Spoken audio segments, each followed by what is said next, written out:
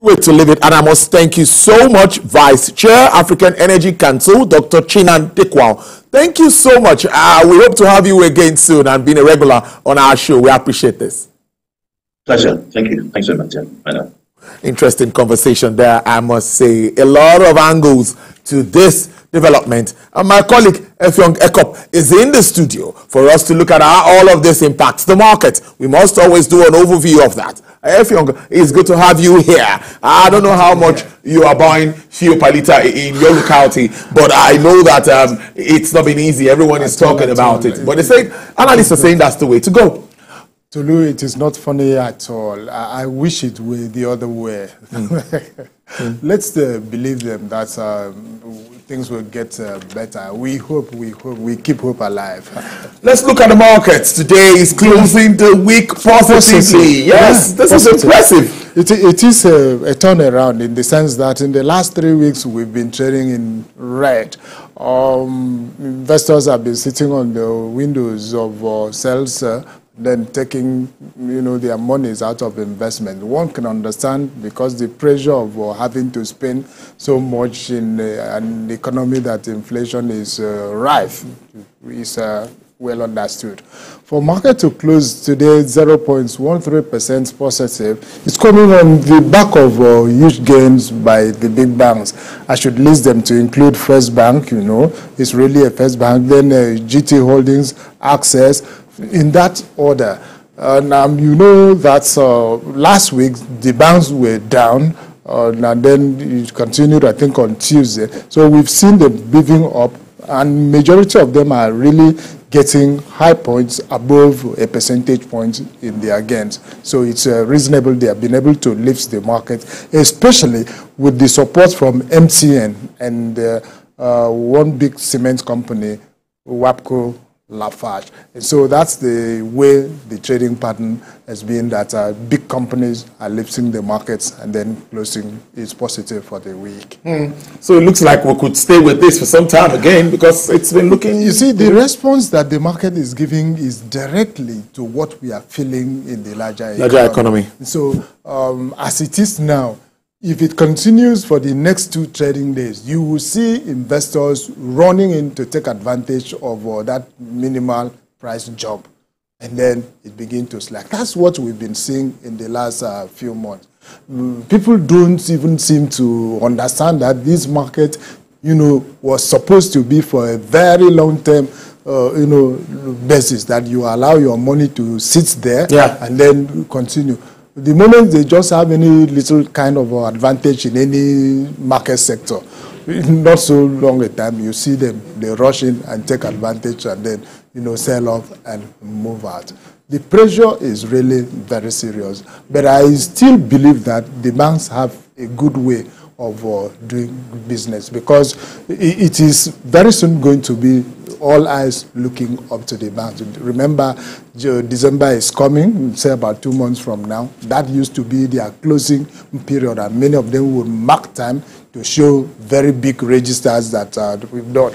Already we've seen many of them coming up to give interim dividends to their shareholders in a way that we did not even expect. Nobody expected that Fidelity Bank, without any serious announcement, would come up with interim dividend.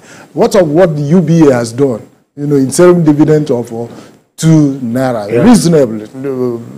This other bank, Zenith, earlier gave interim dividend. So the banks, for whatever reason, we are looking up to them. But there are some arguments also that they also should be able to support the real sector, not just announcing these bogus figures, of interest that they make. So some of those things, that's how we see it.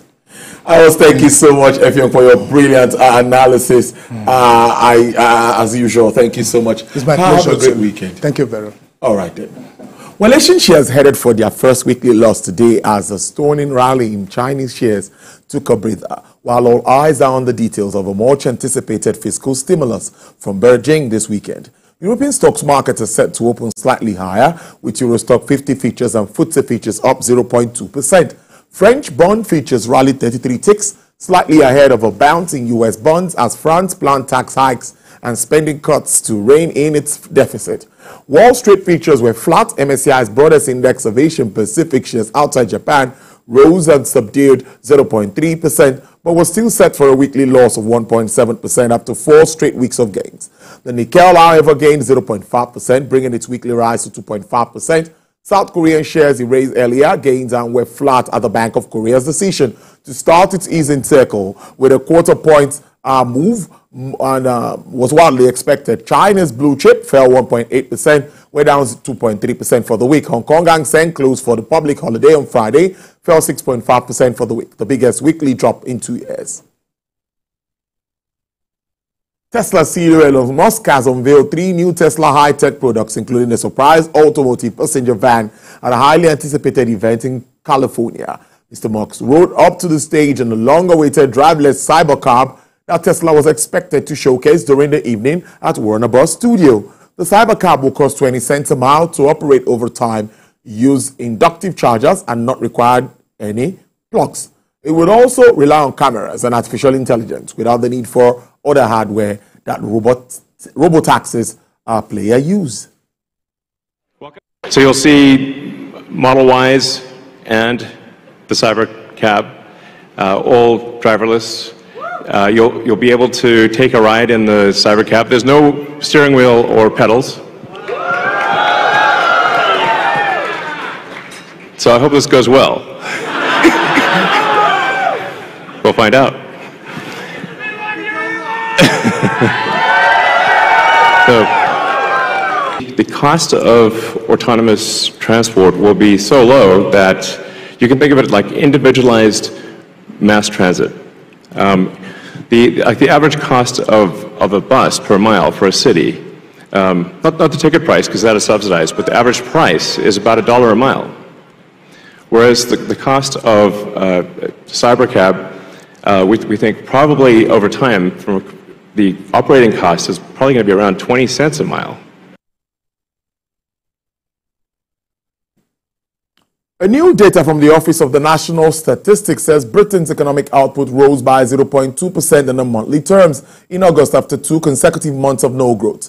Now, the rise in economic growth is in line with analysts' expectations after GDP stayed flat in June and July.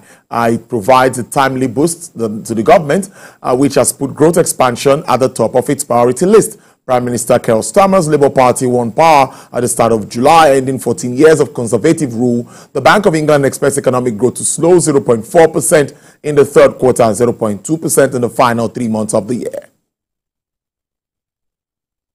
Australia's Prime Minister, Mr. Anthony Albanese, said China has agreed to resume imports of live Australian lobsters this year. It will remove major trade barriers and 4-year diplomatic spot between 2 countries. The Prime Minister announced the breakthrough in talks with a meeting with Chinese Premier Li Qiang on the sidelines of the ASEAN Summit in Lewis. China imposed a ban on Australian cod lobster imports in 2020 as part of efforts to downgrade diplomatic and trade ties with Australia. With our patient, calibrated and deliberate approach, we've restored Australian trade with our largest export market. I spoke about it in my Shangri-La speech last year.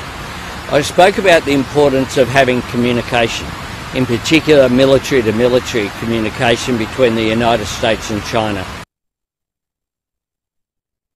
Well, crude oil price eased today after previous day's rally, but prices remain set for a second straight weekly gain as investors weigh the impact of hurricane damage in U.S. demand against any broad supply disruptions if Israel attacks in Iranian oil sites. U.S. West Texas Intermediate crude sells for $75.12 with a downward price margin of 0.96%. Brent also experienced a decline, 0.93%, selling at $78.66. Bonnie Light sells for $78.62.